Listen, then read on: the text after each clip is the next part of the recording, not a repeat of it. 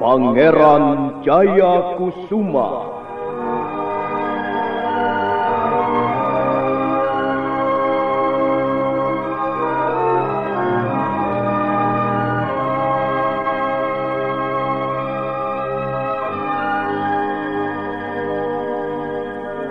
Sebuah serial drama radio yang dipersembahkan oleh Teater Sanggar Cerita dan Sanggar Prativi bekerja sama dengan PT Bayer Indonesia.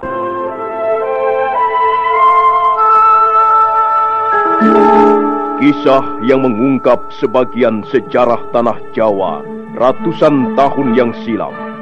Kisah yang ditulis oleh Herman Pratikto kini muncul kembali dalam bentuk drama radio.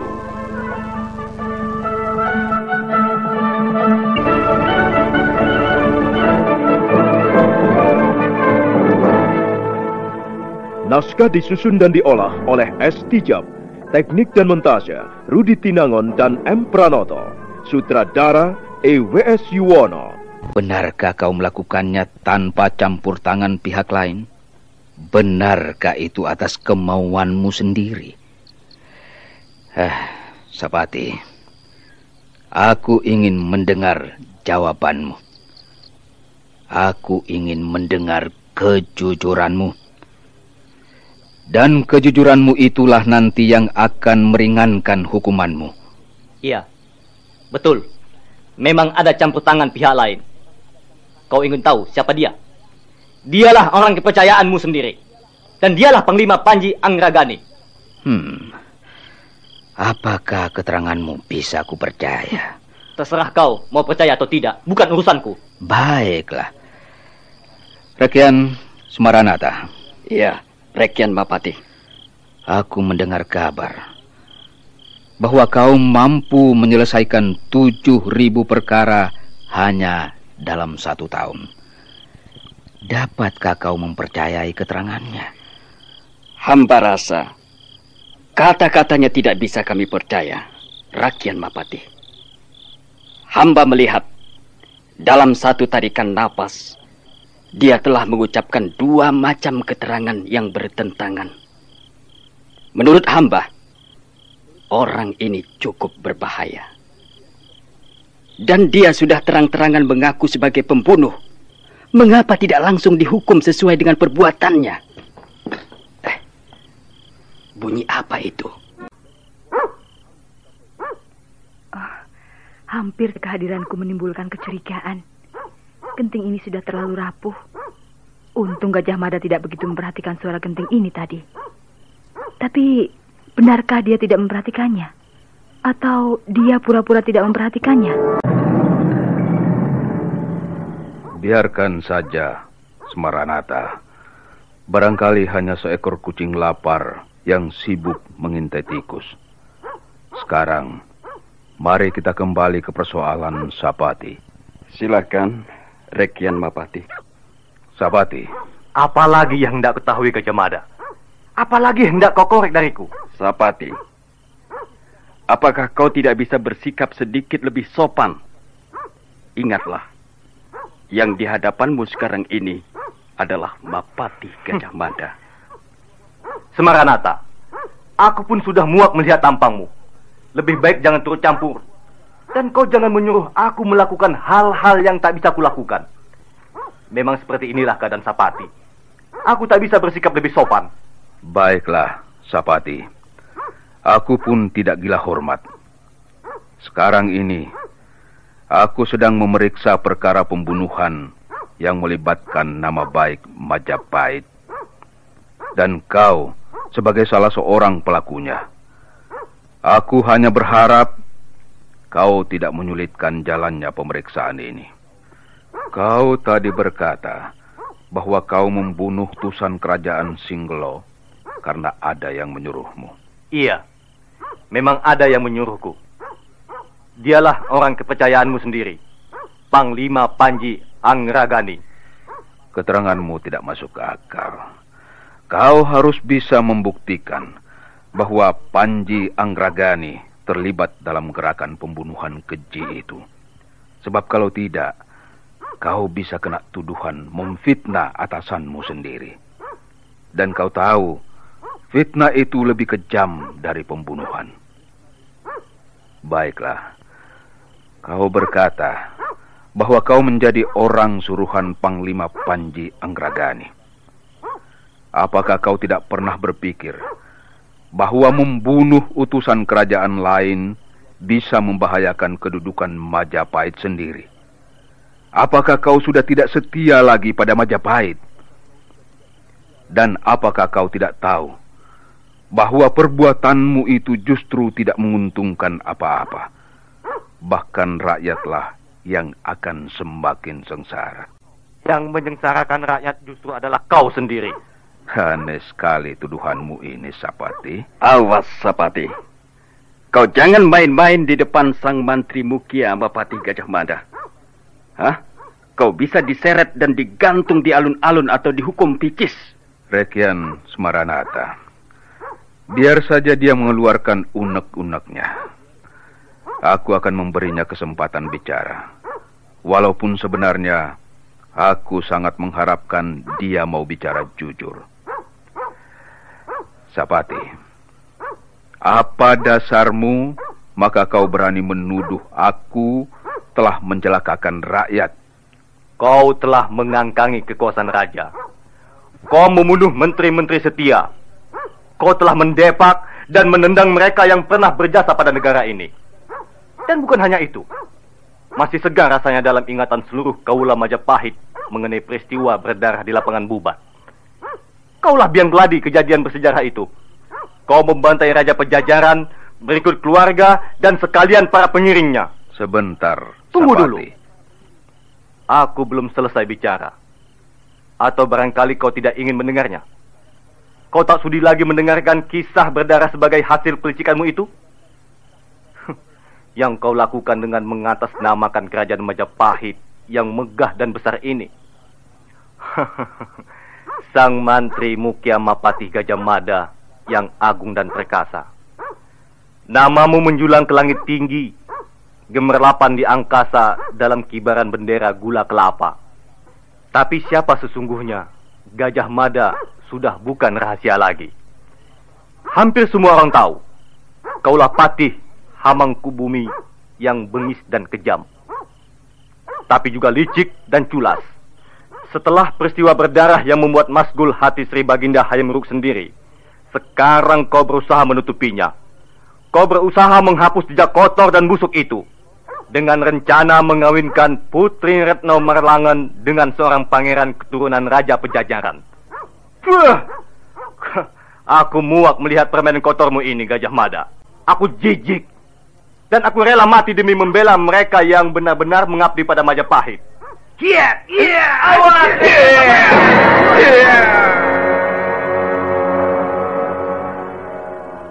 Hati-hati, Rekian Mapati.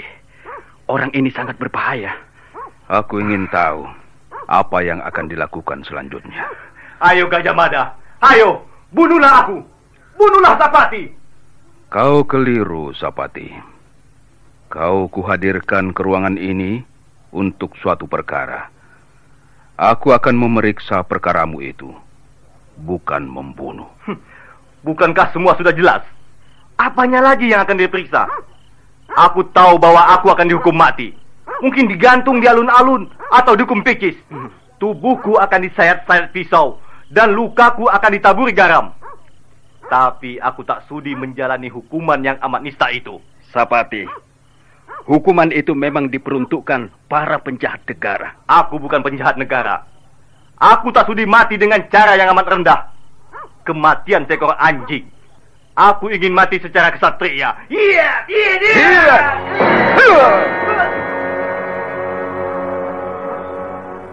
Oh, sungguh berani orang yang bernama Sapati itu.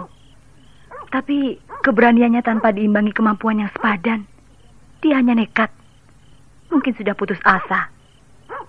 Mungkin dia tahu kesalahannya tidak bakal diampuni. Karena itu dia nekat melawan. Tapi nampaknya Gajah Mada masih berusaha menahan diri. Kalau tidak, tentu orang itu sudah terkapar tanpa nyawa lagi. Hei, dia mencabut pedang yang tergantung di dinding. Ayo Gajah Mada. Aku masih belum kalah. Aku akan terus melawan sampai tubuhku bersimbah darah. Sapati, kau jangan main-main. Kalau kau nekat, aku akan berteriak. Dan para prajurit di luar itu akan segera menyerbu kemari. Dan setelah itu, kau akan benar-benar dihukum picis. Semeranata. Semeranata. Tugasmu hanyalah membolak-balik berkas-berkas perkara. Mana bisa suaramu yang seperti kaleng rombeng itu membuat gentar? Rekian Semeranata, minggirlah. Dan jangan turut campur urusan ini. Biar ku selesaikan sendiri. Baik, Rekian Mapati. Sapati, kau memang seorang pemberani. Kau katakan kau ingin mati secara kesatria. Nah, itu bagus. Tapi dalam keadaan seperti ini, bagaimana kau bisa mati secara kesatria? Kau bahkan telah menyerobot sebilah pedang milik kepala desa untuk membunuh aku. Aku akan melakukan apa saja untuk bisa membunuhmu, Gajah Mada. Apakah itu tindakan seorang kesatria? Dengar, Sapati. Berat syaratnya menjadi seorang satria. Kau harus berani jujur pada dirimu sendiri. Omong kosong. Kau tidak usah memberi wejangan. Begitu. Ternyata kau orang yang benar-benar keras kepala. Dan untuk itu, kau perlu kuberi pelajaran sedikit. Selesai berkata, Mapatih Gajah Mada membuat suatu gerakan yang aneh. Dia sepertinya mundur setapak, tapi mendadak tubuhnya berkelebat ringan.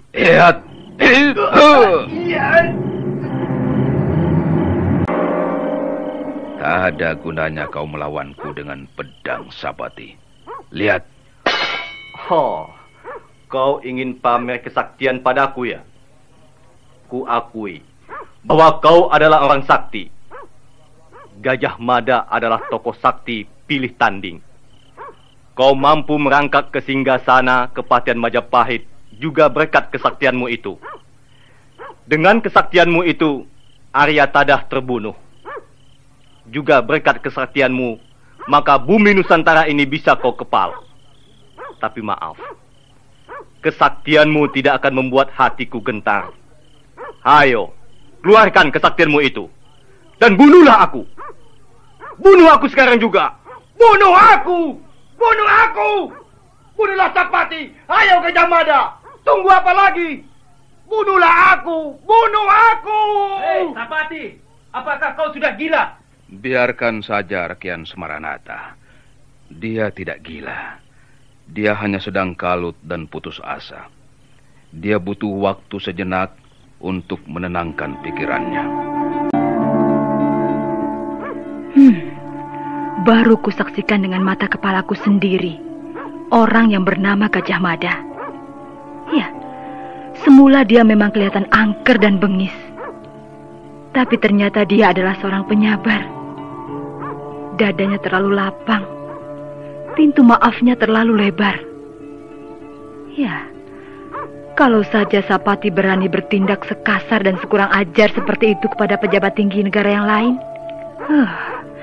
tentu sudah dicincang oleh para prajurit jaga. Tapi barangkali Gajah Mada mempunyai maksud lain. Barangkali di balik kesabarannya itu justru tersimpan niat-niat yang jahat. Nah, apakah kau sudah tenang kembali, Sapati? Kalau sudah, marilah kita teruskan pembicaraan kita. Sapati, dalam perkara pembunuhan, sering terdapat dua pihak yang berdosa. Yang menyuruh dan yang melakukan pembunuhan itu. Dan sebelum menjatuhkan hukuman, hal ini harus diperiksa lebih dulu seterang-terangnya. Sapati, aku tahu sebenarnya kau seorang prajurit yang baik. Barangkali kau hanya terseret pengaruh orang lain hingga kau terjatuh. Dan karena terjatuh, kau menjadi putus asa. Kau menjadi nekat dan berangasan. Tapi ketahuilah Sapati, bahwa sekarang ini yang bisa menyelamatkan nyawamu hanyalah kejujuranmu, lain tidak.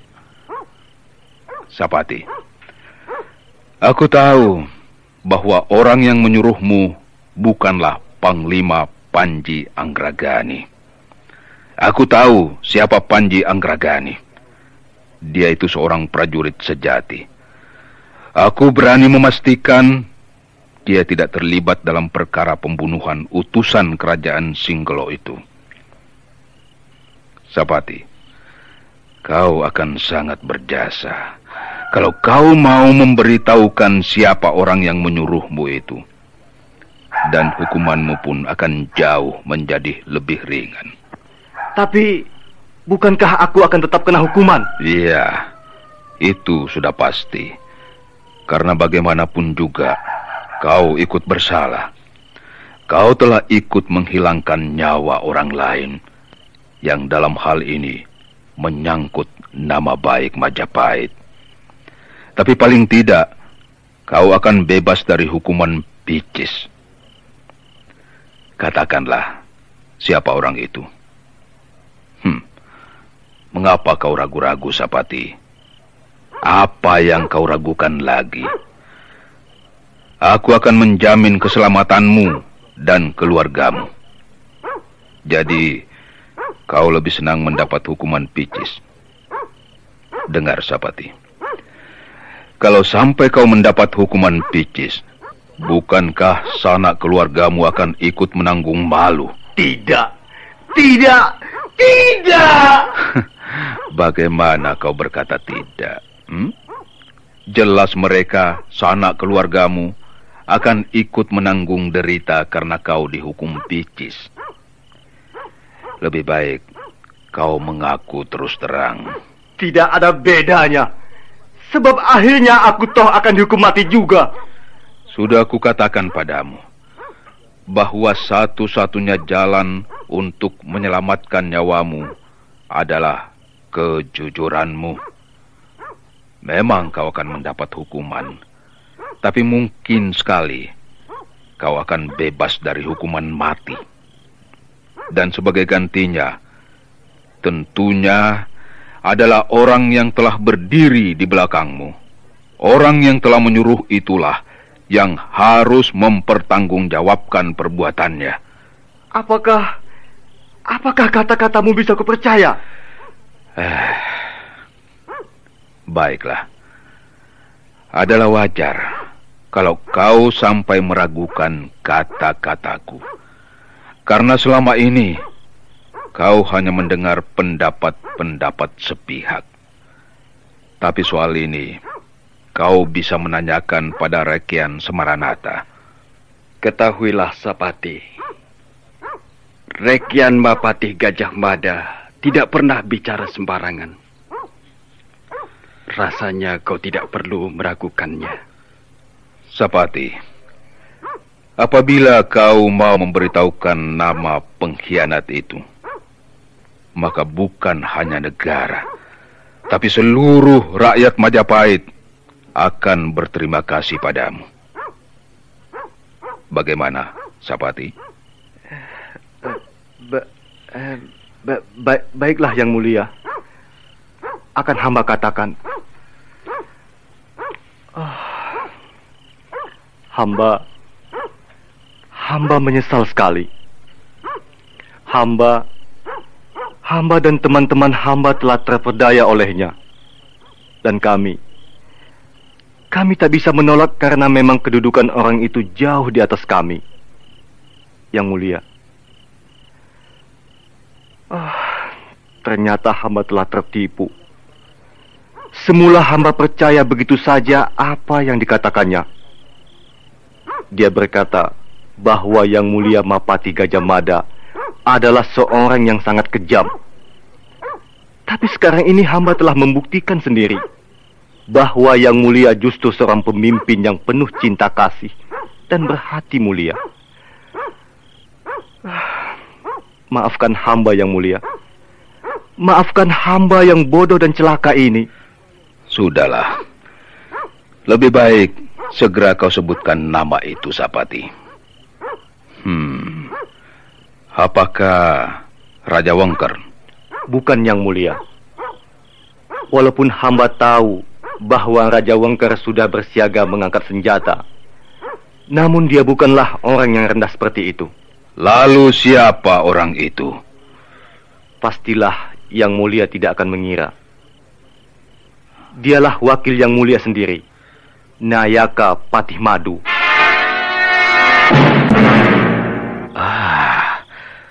Rekian Madu. Sungguh-sungguh aku tidak mengira. Sama sekali aku tidak menduga. Rekian Madu pandai bekerja dan manis pula mulutnya.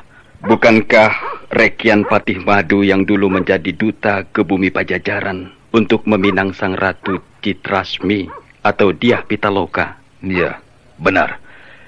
Dan akulah yang mengusulkan agar Sri Baginda menunjuk dia sebagai duta penglamar. Tapi ternyata justru dialah otak gerombolan penjahat yang semakin merajalela di Majapahit.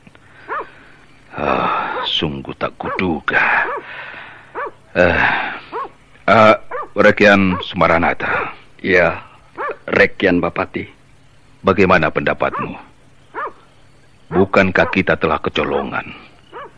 Rekian Madu telah menggunting dalam lipatan. Musuh dalam selimut itu kini telah mengotori ruang peraduan kita. Apa yang seharusnya kita lakukan? Ya. Rekian Bapati harus bertindak tegas. Kalau perlu, diadakan pembersihan besar-besaran. Sebab kalau hal ini dibiarkan berlarut-larut, bisa membahayakan keamanan negara. Baiklah. Itu akan kupikirkan lagi nanti. Sekarang, bawalah Sapati keluar. Untuk sementara, dia masih harus ditahan. Baik, Rekian Bapati. Ruangan menjadi sunyi seketika ketika Semaranata pergi membawa Sapati. Gajah Mada duduk kembali di kursinya. Patih Majapahit yang terkenal dengan sumpah palapanya itu nampak lelah. Kemudian dia berdiri dan berjalan mondar-mandir sambil sekali-sekali mengerutkan keningnya.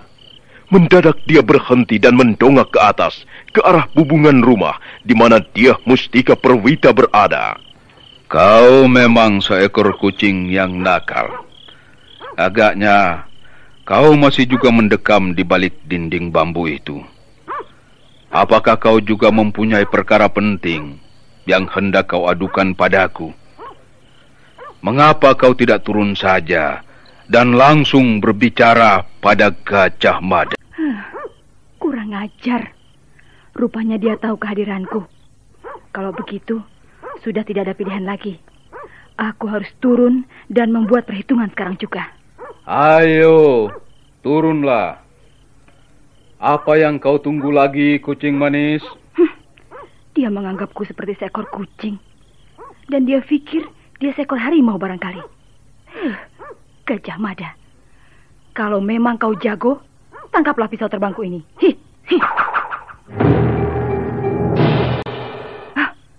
Dengan mudah dia menangkap pisau terbangku. Ternyata Gajah Mada memang cukup tangkas.